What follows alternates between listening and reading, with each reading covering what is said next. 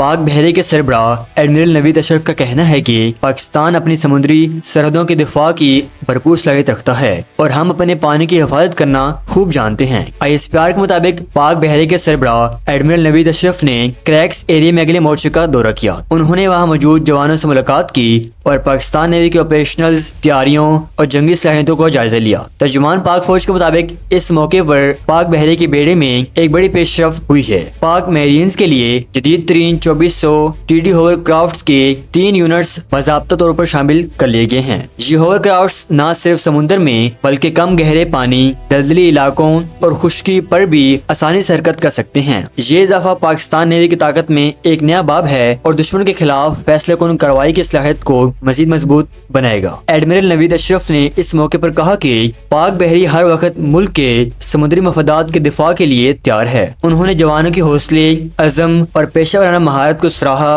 اور کہا کہ پاکستان کے سمندری سرحدیں محفوظ ہاتھوں میں ہیں۔ ہوور کرافٹس کی شمولیت پاک بحری کے لیے ایک تاریخی قدم ہے جو اس بات کا واضح ثبوت ہے کہ پاکستان نہ صرف زمین بلکہ سمندر پر بھی اپنی مکمل خود مختاری برقرار رکھنے کے لیے تیار ہے۔